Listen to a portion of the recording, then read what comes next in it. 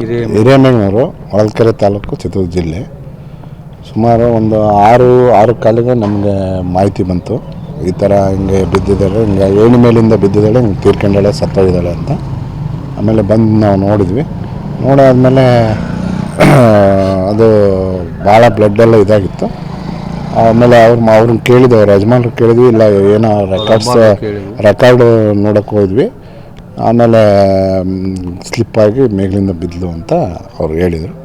ಅಷ್ಟೊತ್ತಿಗೆ ನಾವು ಅವ್ರ ಸಂಬಂಧಿಕರು, ಅವ್ರ ತವ್ರ ಮನೆಯವ್ರಿಗೆಲ್ಲ ಮಾಹಿತಿ ಕೊಟ್ವಿ. ಅವರೆಲ್ಲ ಬಂದಾದಮೇಲೆ ಮತ್ತೆ ಅವ್ರನ್ನೆಲ್ಲ ಕೇಳಿದ್ವಿ, ಏನು ಮಾಡೋಣಪ್ಪ ಅಂತ.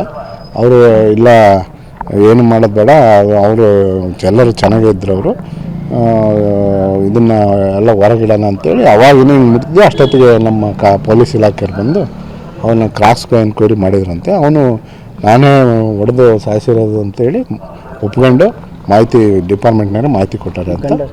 ಗಂಡನೇ, ಸ್ವಂತ ಗಂಡನೇ, ರವಿಕುಮಾರ್ ಅಂತ. ಮಮತಾ ಪ್ರಕಾಶ್. ಹಿರೇಮಗಳೂರು ಹೊಳಲ್ಕೆರೆ ತಾಲೂಕು ಚಿತ್ರದುರ್ಗ ಜಿಲ್ಲೆ. ಸುಮಾರು ಒಂದು ಆರು ಕಾಲಿಗೆ ನಮಗೆ ಮಾಹಿತಿ ಬಂತು, ಈ ಥರ ಹಿಂಗೆ ಬಿದ್ದಿದ್ದಾಳೆ, ಹಿಂಗೆ ಏಣಿ ಮೇಲಿಂದ ಬಿದ್ದಿದ್ದಾಳೆ, ಹಿಂಗೆ ತೀರ್ಕೊಂಡಾಳೆ, ಸತ್ತೋಗಿದ್ದಾಳೆ ಅಂತ. ಆಮೇಲೆ ಬಂದು ನಾವು ನೋಡಿದ್ವಿ. ನೋಡಾದ್ಮೇಲೆ ಅದು ಭಾಳ ಬ್ಲಡ್ಡೆಲ್ಲ ಇದಾಗಿತ್ತು. ಆಮೇಲೆ ಅವ್ರನ್ನ ಕೇಳಿದ್ವಿ, ಅವ್ರ ಯಜಮಾನ್ರು ಕೇಳಿದ್ವಿ, ಇಲ್ಲ ಏನೋ ರೆಕಾರ್ಡು ನೋಡೋಕ್ಕೆ ಹೋದ್ವಿ. ಆಮೇಲೆ ಸ್ಲಿಪ್ಪಾಗಿ ಮೇಲಿಂದ ಬಿದ್ದಲು ಅಂತ ಅವ್ರು ಹೇಳಿದರು. ಅಷ್ಟೊತ್ತಿಗೆ ನಾವು ಅವ್ರ ಸಂಬಂಧಿಕರು, ಅವ್ರ ತವ್ರ ಮನೆಯವ್ರಿಗೆಲ್ಲ ಮಾಹಿತಿ ಕೊಟ್ವಿ. ಅವರೆಲ್ಲ ಬಂದಾದಮೇಲೆ ಮತ್ತೆ ಅವ್ರನ್ನೆಲ್ಲ ಕೇಳಿದ್ವಿ, ಏನು ಮಾಡೋಣಪ್ಪ ಅಂತ. ಅವರು ಇಲ್ಲ, ಏನು ಮಾಡೋದು ಬೇಡ, ಅವರು ಎಲ್ಲರೂ ಚೆನ್ನಾಗಿದ್ರು, ಅವರು ಇದನ್ನು ಎಲ್ಲ ಹೊರಗಿಡೋಣ ಅಂತೇಳಿ ಅವಾಗಿನ ಹಿಂಗೆ ಮುಟ್ಟಿದ್ವಿ. ಅಷ್ಟೊತ್ತಿಗೆ ನಮ್ಮ ಪೊಲೀಸ್ ಇಲಾಖೆಯವ್ರು ಬಂದು ಅವನ್ನ ಕ್ರಾಸ್ ಎನ್ಕ್ವೈರಿ ಮಾಡಿದ್ರಂತೆ. ಅವನು ನಾನೇ ಹೊಡೆದು ಸಾಯಿಸಿರೋದು ಅಂತೇಳಿ ಒಪ್ಕೊಂಡು ಮಾಹಿತಿ ಡಿಪಾರ್ಟ್ಮೆಂಟ್ನಾಗ ಮಾಹಿತಿ ಕೊಟ್ಟಾರೆ ಅಂತ.